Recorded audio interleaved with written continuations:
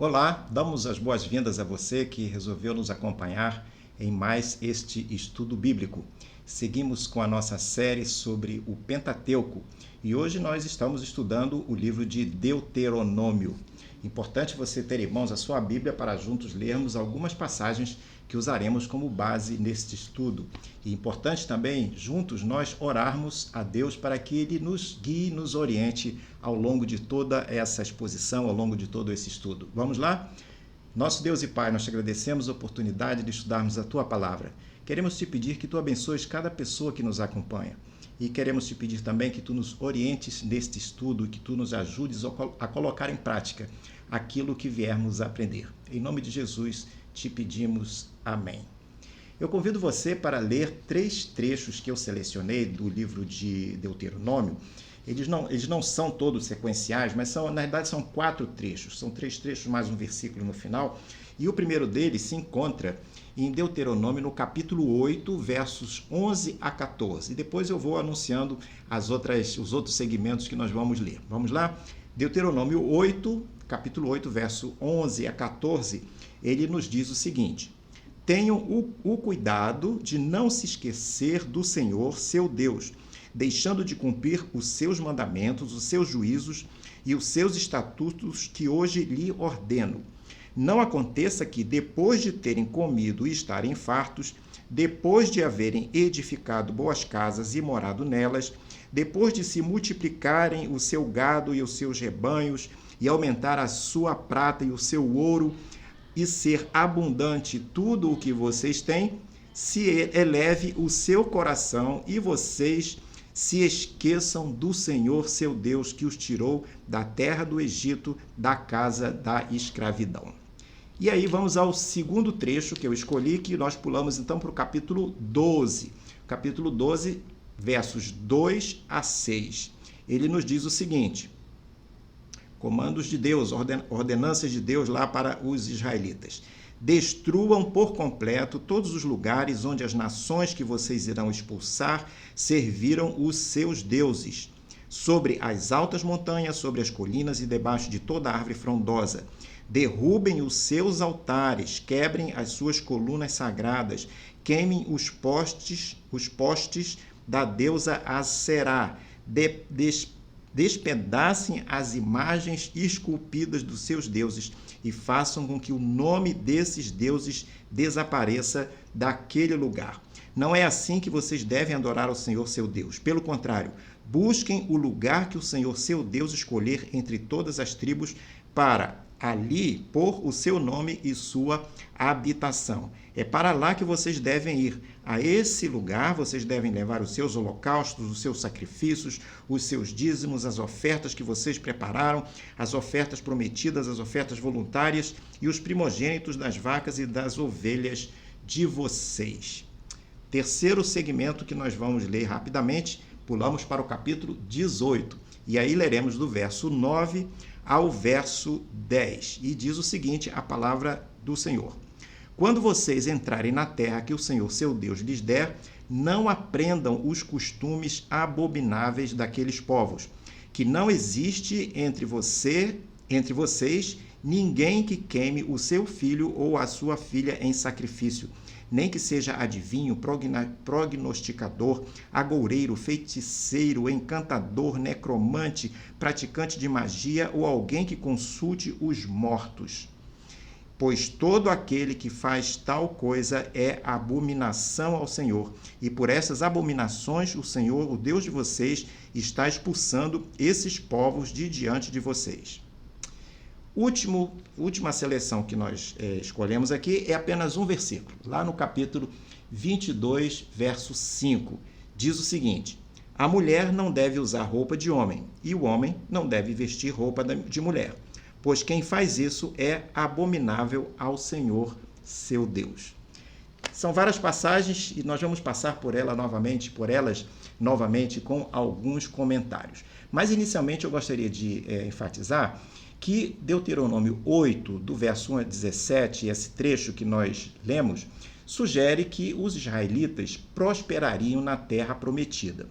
Eles habitariam em novas casas, teriam rebanhos, teriam ouro, teriam prata, E o que acontece, que a palavra já vai sinalizar, é que uma vez que começassem a prosperar na terra, havia o risco deles começarem a achar que o crédito daquela conquista, o crédito daquela vitória, teria sido por conta da capacidade individual de cada um.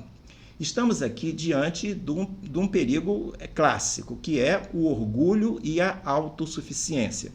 E isso é algo que ocorria não apenas naqueles tempos, mas ocorre também nos dias de hoje. Orgulho e autossuficiência tenderia a afastar os israelitas de Javé. Foi o que aconteceu com muitos deles. O afastamento começava quando simplesmente eles paravam de adorar a Deus e também paravam de servir a Javé. Esse assunto de prosperar e se afastar de Deus, achando que tudo é resultado do esforço próprio, é uma coisa muito ruim. Fazer isso, praticar, ter essa postura é uma coisa muito ruim. Como mencionado, esse é um mecanismo que continua ocorrendo em nossos dias. E como acontece isso?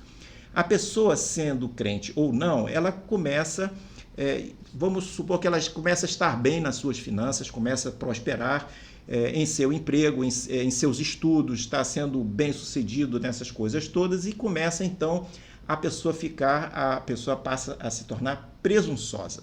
Com isso, ela se sente que ela depende cada vez menos de Deus.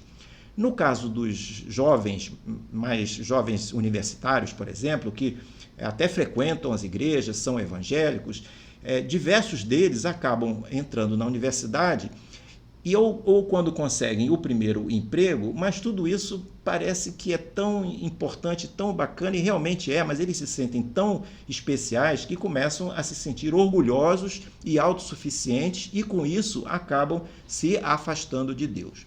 Interessante que esse mecanismo de se achar muito orgulhoso e autossuficiente, ele leva a pessoa à idolatria. E aí vem a pergunta, mas idolatria não é apenas quando a pessoa se ajoelha diante das imagens?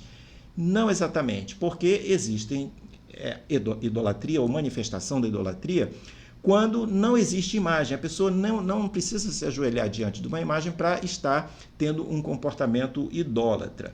Idolatria, na realidade, é qualquer coisa que nós colocamos no lugar de Deus. A pessoa pode ser, por exemplo, ela está empolgada com um ídolo, não um ídolo de imagem, mas um artista, uma pessoa que ela tem um fascínio, por exemplo, que ela admira, o próprio trabalho, o dinheiro que a pessoa ganha, tudo isso dá a sensação de poder para a pessoa e faz com que ela se afaste de Deus e coloque essas coisas no lugar de Deus. Então, às vezes, hobbies também, esportes, aquilo fica muito importante. Tudo isso acaba tomando o lugar de Deus. E aí, quando toma o lugar de Deus, no fundo, o que acontece é um mecanismo de idolatria.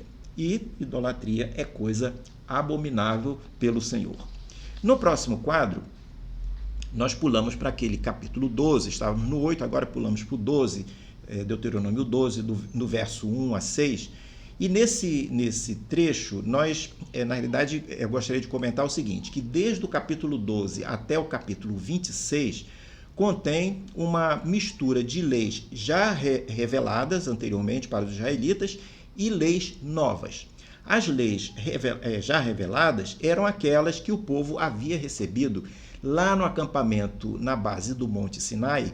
Após 3 meses de ter saído do Egito, eles ficaram acampados ali por 1 ano e naquela ocasião receberam os 10 mandamentos, receberam uma série de leis. Então, esse ocorrido, ele é algo que aconteceu 40 anos atrás.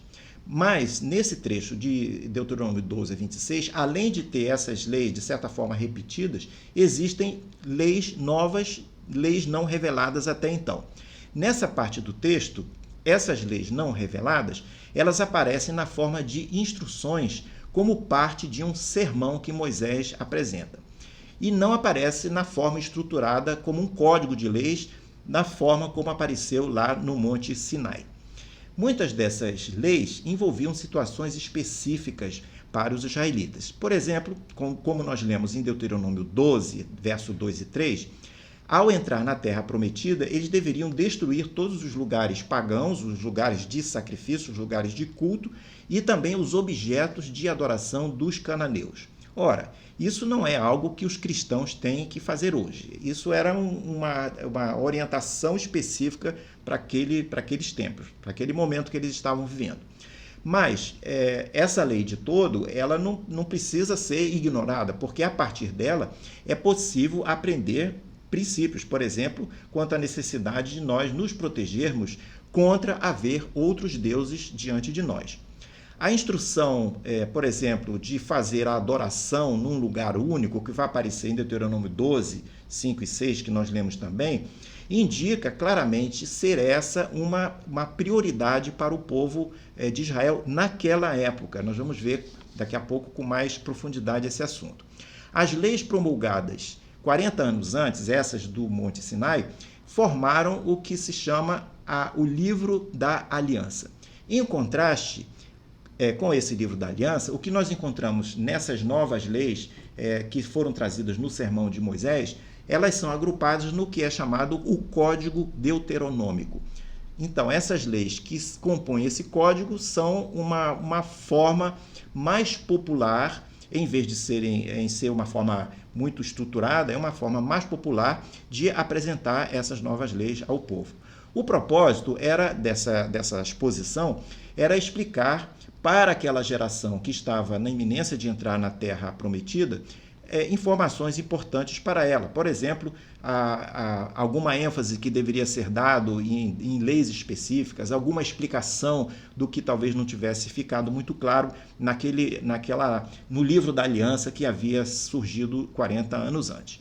Em termos culturais, nós podemos dizer que essas leis refletem uma sociedade centralizada e monárquica, onde o monarca é o próprio Javé, apenas como caracterização do tipo de sociedade que estava ocorrendo naquela época. No próximo quadro, nós vemos aqui uma pergunta proveniente da leitura que nós fizemos sobre a questão de um santuário ou vários santuários. E vale observar que as religiões praticadas lá no Antigo Testamento em geral, fossem elas pagãs ou a religião do Deus verdadeiro, de Javé, assumiam que as divindades se revelavam em certos lugares específicos e não em qualquer lugar.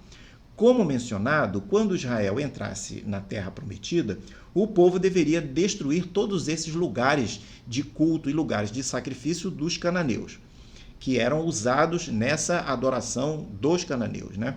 Os pagãos, de um modo geral, eles achavam que a adoração em lugares mais altos os aproximava de Deus, dos deuses deles, na realidade, não do Deus Jeová, mas dos deuses politeístas que eles possuíam. Os cananeus, em particular, eles visualizavam seus deuses como estando acima deles. Por isso que tudo era, em termos de culto, se procurava fazer em lugares altos.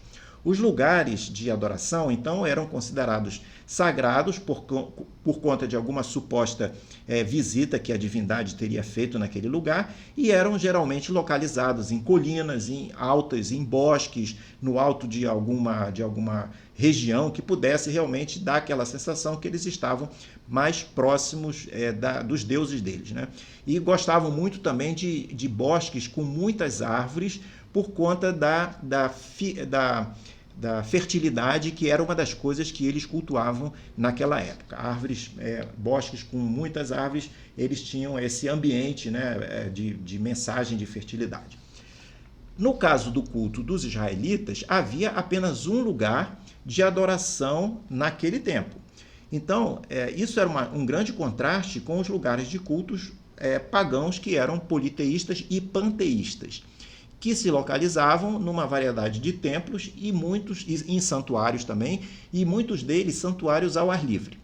Mais tarde, Israel quebrou essa lei de ter um único lugar de adoração para Javé e passou a querer e também praticar a adoração em lugares altos. Aqueles mesmos lugares que haviam sido usados na adoração pagã anos antes. Era muito comum, era prática na época, que os invasores de um país tomassem conta dos antigos santuários dos povos vencidos para seus próprios cultos. E aí muitos israelitas estavam indo nessa onda também.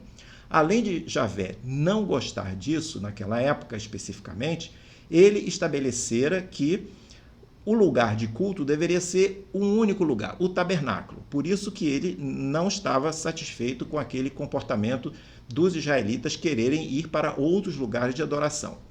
Anos mais tarde, com a desobediência de Israel, Jerusalém é destruída, o templo é destruído, e o templo havia sido vindo para ocupar o local do tabernáculo. O tabernáculo durou determinado tempo durante a mobilização desde no deserto, e depois, quando chegaram na Terra Prometida, por mais algum tempo, e finalmente foi substituído pelo templo.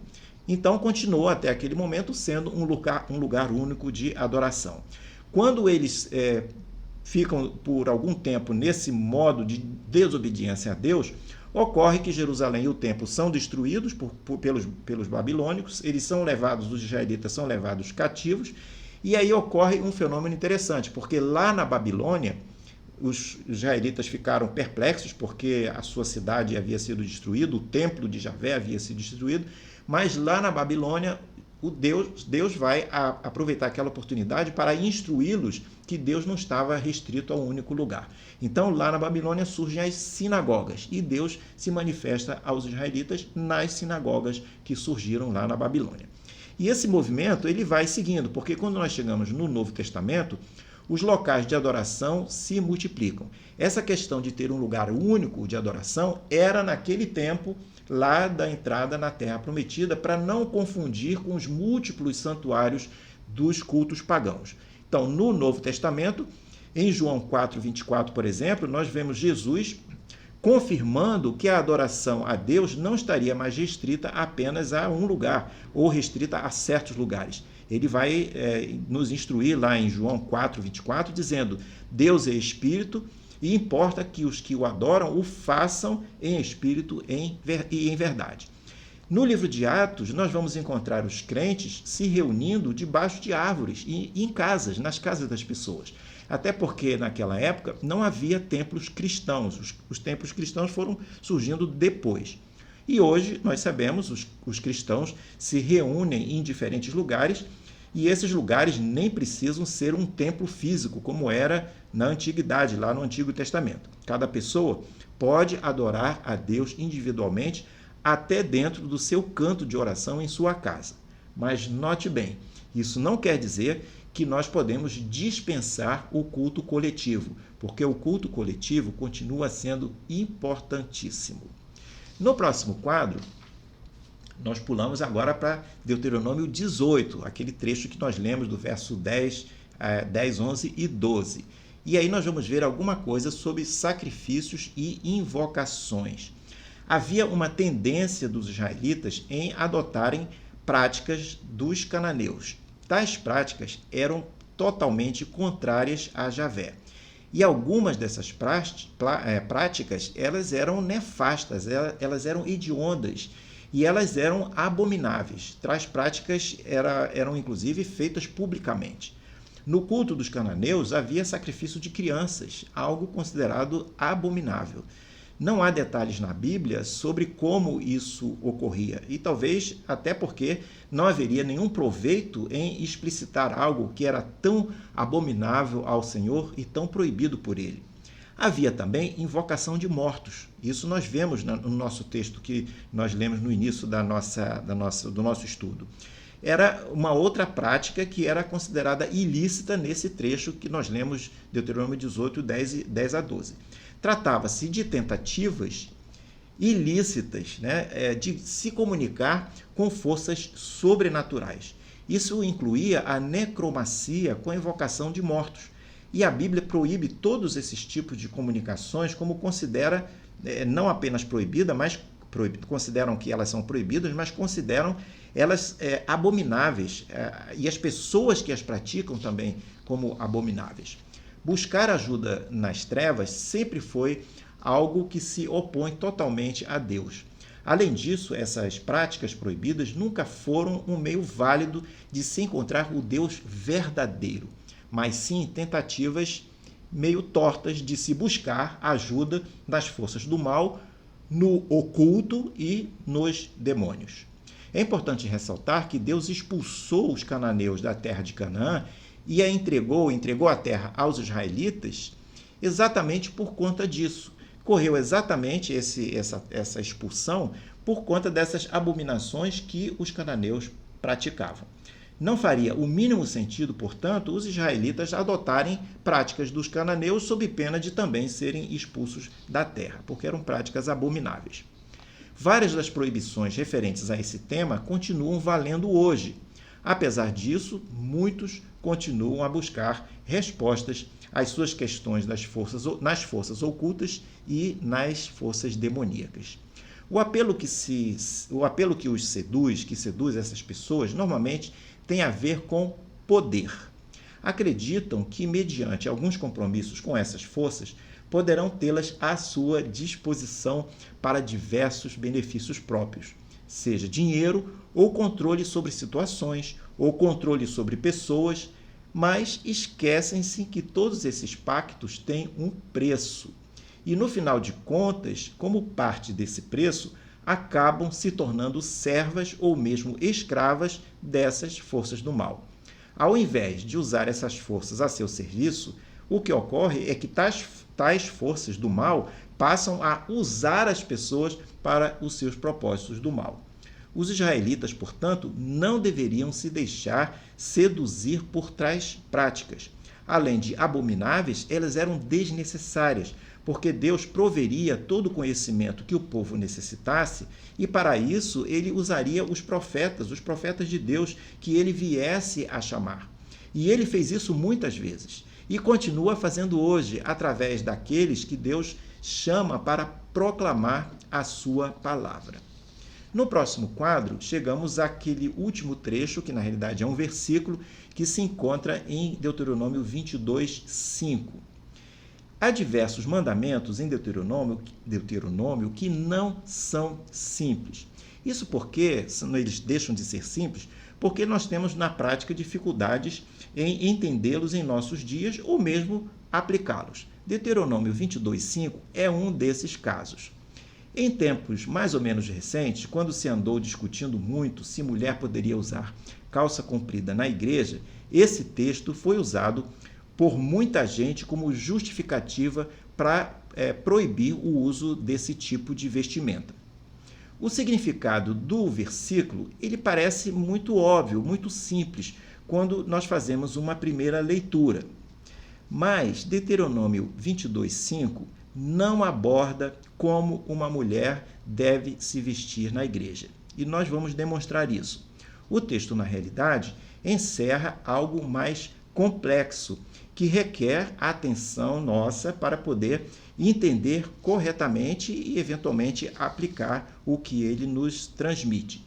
Há dois pontos a serem considerados para se interpretar corretamente esse versículo. O primeiro ponto é uma pergunta. O que significa realmente usar roupa de homem? Parece uma pergunta muito óbvia, mas vamos ver que ela não é tão óbvia assim. Por quê? Porque alguns comentaristas da Bíblia afirmam que há diferentes entendimentos quanto ao significado original da palavra hebraica, que deu a expressão, que deu a tradução de usar roupas de homem.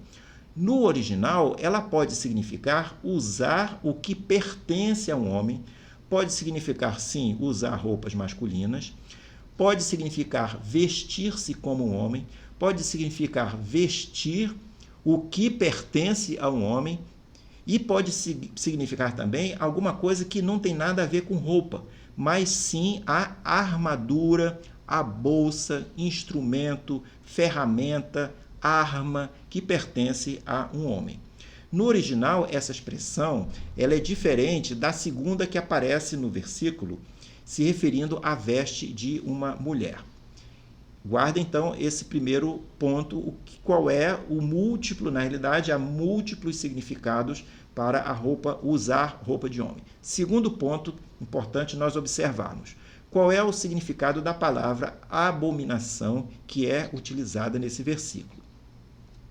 O texto indica que o hábito de adotar o vestuário e comportamentos usuais do sexo oposto no antigo Israel era sim considerado uma abominação a Javé.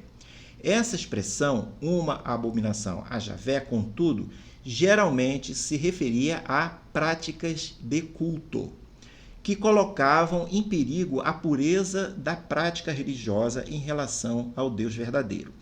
Isso sugere que a razão para essa proibição tinha a ver com algum tipo de ofensa que estaria ocorrendo nos atos de culto. Dado o argumento de que era uma abominação a Javé, há comentaristas que afirmam, que concluem, que Deuteronômio 22:5 é uma proibição contra homens e mulheres israelitas usarem vestes que os identificariam com adoradores da deusa Azerá, deusa cananeia da fertilidade. Qualquer homem israelita ou qualquer mulher israelita que usasse essas vestes estaria cometendo uma abominação ao Senhor. Ou seja, o texto é uma proibição muito específica. Era um mandamento aplicável àqueles tempos contra homens se vestirem como mulheres e mulheres se vestirem como homens, pois, nesse caso, eles seriam identificados como servos da deusa Azerá. Os cultos a Azerá, também chamada Astarte, contavam com rituais de prostituição. Nesses cultos, homens apareciam com roupas femininas e mulheres apareciam com roupas masculinas. Toda essa prática idolátrica não tinha nada a ver com o culto verdadeiro, com a adoração a Javé. Por isso, era uma abominação. E este é o significado de Deuteronômio 22:5. No próximo e último quadro, nós chegamos à nossa conclusão, ou algumas das nossas conclusões nesse estudo. E uma pergunta que surge é em que medida esses princípios de Deuteronômio ainda valem nos dias de hoje. Aliás, essa é uma pergunta que em todos os estudos de Deuteronômio ela está presente. Obviamente, nós não estamos numa campanha de ocupação militar da terra de Canaã, como estava acontecendo com os israelitas nesse tempo do nosso texto. Mas, certamente, nós caminhamos rumo a uma terra prometida espiritual. E o que significa isso? Significa ter a presença de Deus conosco diariamente e ter a certeza de que quando o nosso corpo físico morrer, continuaremos a viver eternamente na presença do Deus verdadeiro. Essa vida eterna, porém, ela começa agora, no presente, quando a pessoa aceita Jesus como Salvador e Senhor da sua vida. Ao aceitar Jesus, a pessoa passa a fazer parte do povo de Deus, passa a fazer parte do Israel espiritual. A pessoa torna-se, a partir disso, recipiente para inúmeras bênçãos de Deus, porque Deus abençoa o seu povo. E com isso, a pessoa recebendo inúmeras bênçãos de Deus, ela passa a ter mais condições de vencer os desafios da vida. Minha oração é que, ao lermos Deuteronômio, tenhamos a orientação de Deus para discernirmos as muitas leis que estão presentes nesse livro. E com isso, que possamos experimentar a presença de Deus e as suas bênçãos em nosso dia a dia. E que também que nós possamos nos lembrar da exortação de Deuteronômio 11:16, que aparece no quadro que você está vendo. E o texto diz: tenham cuidado para que não aconteça que o coração de vocês se engane e vocês se desviem, sirvam outros deuses e se prostrem diante deles.